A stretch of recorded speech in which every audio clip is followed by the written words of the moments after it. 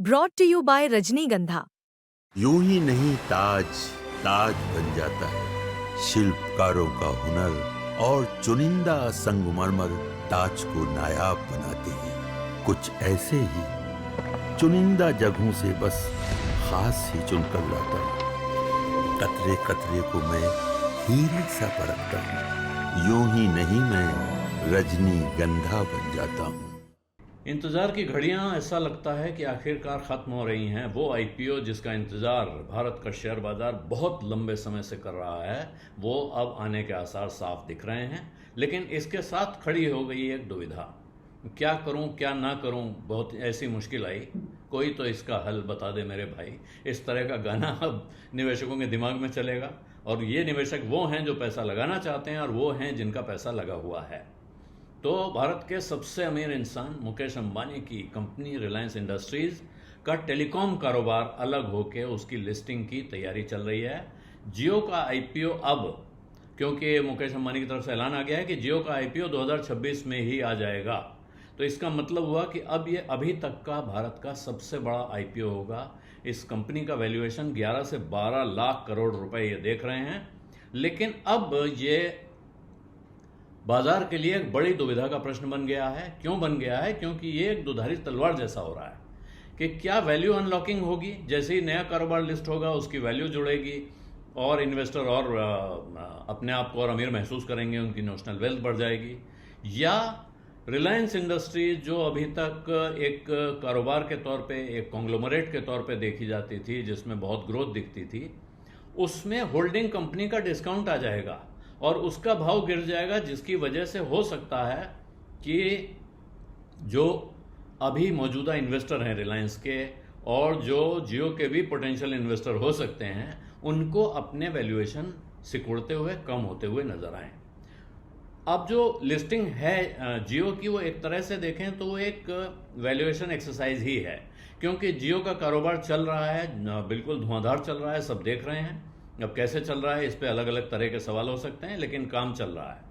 उधर रिलायंस इंडस्ट्रीज अगर आईपीओ लाती है, यानी कि एक इनिशियल पब्लिक ऑफरिंग लाकर लोगों को इसके शेयर ऑफर करती है, तो फिर वो रिलायंस इंडस्ट्रीज होल्डिंग कंपनी बन जाएगी।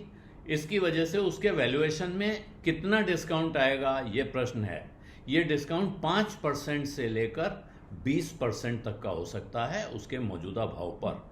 और ऐसे में जो बड़ी ब्रोकरेजेस हैं वो इस पर रिपोर्ट ला रही हैं। सिटी का कहना है कि सेबी के जो नए लिस्टिंग रूल्स हैं, जो आईपीओ के नए नियम सेबी लाई है, उसकी वजह से अब ये चिंता बहुत हद तक दूर हो जाती है।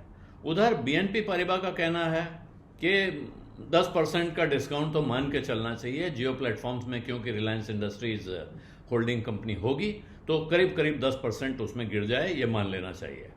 नए रूल क्या हैं? तो सेबी ने अभी जो पिछले फ्राइडे को अनाउंस किए हैं नए रूल्स, उसके हिसाब से जिन कंपनियों की हैसियत, जिन कंपनियों का मार्केट कैपिटलाइजेशन 5 लाख करोड़ रुपए से ज़्यादा है, अब उनको आईपीओ लाने के लिए मात्र 2.5% शेयर ऑफर करना ही काफ़ी होगा। इससे मुकेश अंबानी को एक बड़ा लीवे मिल जाता है कि वो अपना आईपीओ साइज अब कम करके लगभग 30,000 करोड़ पे ले आएंगे। अगर ये कंपनी 12 लाख करोड़ रुपए पे वैल्यू होती है, इसका वैल्यूएशन अगर 12 लाख करोड़ रुपए माना जाता है, तो वो लगभग 30,000 करोड़ रुपए के शेयर इशू करके ही छुट्टी पा जाएंगे। ये क्यों उनके लिए छुट्टी पा जाना क्यों कहा जा रहा है? अगर बड़ा इशू होता 60,000 करोड़ का, 1,20,000 करोड़ का अगर ये इशू लाना पड़ता, तो फिर बाजार उसको हजम कर पाएगा कि नहीं, ये गणित लगाना पड़ता।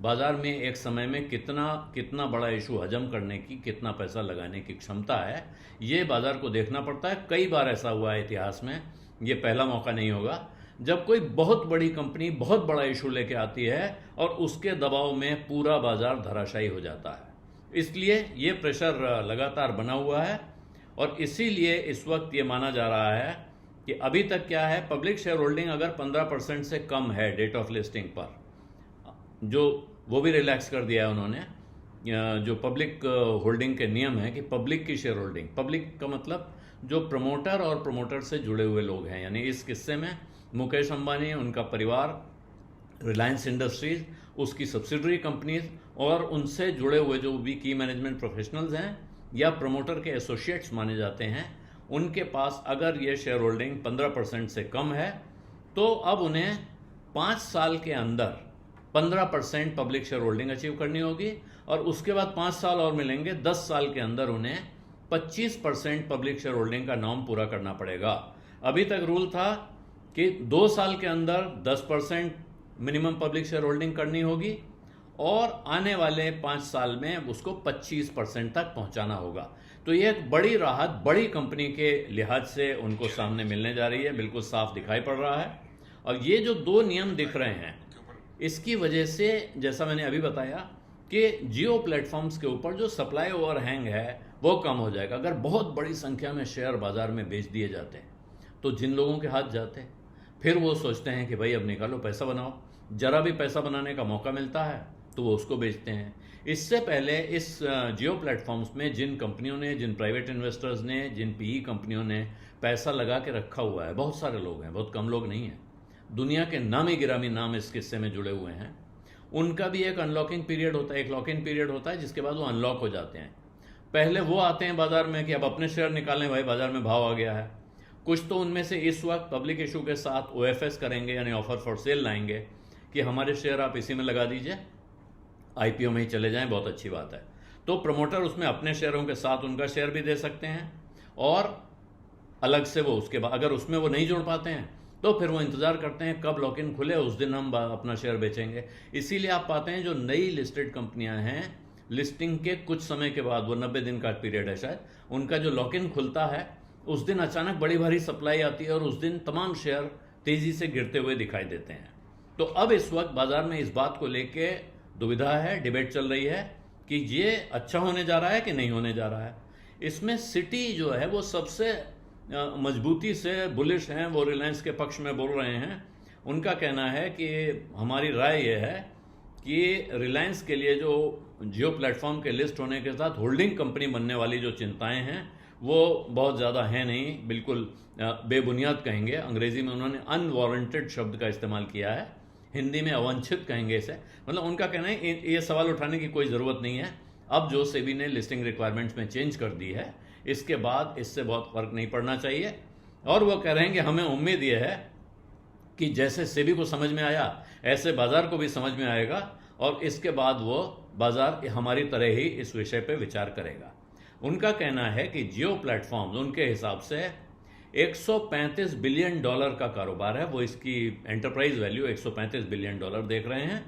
और साथ में उनको लगता है कि 2026 के पहले हाफ में जब ये लिस्ट होगा तो ये रिलायंस इंडस्ट्रीज के लिए, रिलायंस के शेयर होल्डर्स के लिए एक बहुत ज़बरदस्त वैल्यू अनलॉकिंग करता हुआ दिखाई पड़ेगा।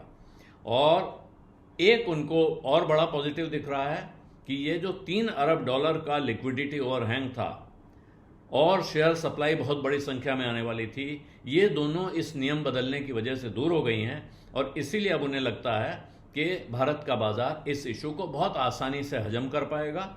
और साथ में होल्डिंग कंपनी वाले जो डिस्काउंट की चिंताएं हैं, वो चिंताएं पूरी तरह निराधार वो मानते हैं। लेकिन दूसरी तरफ अमेरिका की दूसरी बड़ी ब्रोकरेज है bank of America securities, बोफा securities, वो इसको लेकर थोड़े सतर्क हैं।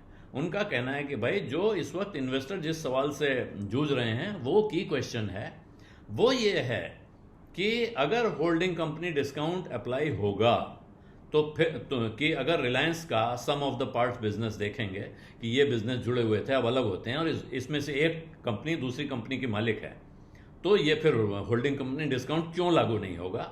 और वो मान रहे हैं, उन्होंने जो अपनी रिपोर्ट्स में दिया है 5% का होल्डिंग कंपनी डिस्काउंट वो लेके चल रहे हैं। और उनको लगता यह है कि लिस्टिंग के बाद ये डिस्काउंट और बढ़ सकता है, क्योंकि फिर इन्वेस्टर्स फिर डायरेक्टली वहाँ इन्वेस्ट कर पाएंगे, तो इस डिस्काउंट के खत्म होने, कम होने के बजाय और बढ़ने की आशंका लगती है। और वो कह रहे हैं थ्योरेटिकली नहीं है, रिलायंस इंडस्ट्रीज की एंटरप्राइज वैल्यू का 30% हिस्सा आज की तारीख में उनको जियो प्लेटफॉर्म के कारोबार से आता हुआ दिख रहा है और इसीलिए शेयर होल्डर्स के लिए ये डिस्काउंट बहुत महत्वपूर्ण है, वो इसकी अनदेखी नहीं कर सकते हैं। और ऐसे में वो सामने एक केस स्टडी भी रख रहे हैं, उदाहरण रख रहे हैं इन्फो एज का, जिसके पास जोमेटो में और पीबी फिनटेक दोनों में स्टेक है। पहले जोमेटो का स्टॉक, इन्फो एज का स्टॉक सितंबर 2020 में तेजी से आगे बढ़ा, जब ये दोनों कारोबार आईपीओ की तरफ बढ़े और उन्होंने अलाउ किया कि हम अनाउंस किया कि हम आईपीओ लाएंगे, लेकिन जैसे ही दोनों की लिस्टिंग हो गई उसके बाद इन्फोएज में करेक्शन आ गया और अब वो लगभग 25% का डिस्काउंट उसमें होल्डिंग कंपनी होने के नाते जो उसका फेयर वैल्यू था वहाँ से 25% नीचे वो ट्रेड करता है। तो ये डिबेट अभी चलेगी, इसमें कोई शक शुबा नहीं है, लेकिन अब जियो का ये आईपीओ और जियो के बाद रिलायंस की जो लिस्टिंग के रिलायंस की वैल्यूएशन होगी, उसकी जो कीमत होगी, वो दरअसल बाजार में एक बड़ी चीज़ तय करेगी। इस बड़ी डिबेट का जवाब वहाँ से आएगा कि वैल्यू अनलॉकिंग की कहानी जो है वो होल्डिंग कंपनी डिस्काउंट की कहानी पे भारी पड़ सकती है या नहीं। बीस अड्डा में आज इतना ही है। इजाज़त दीजिए। धन्यवाद। नमस्कार।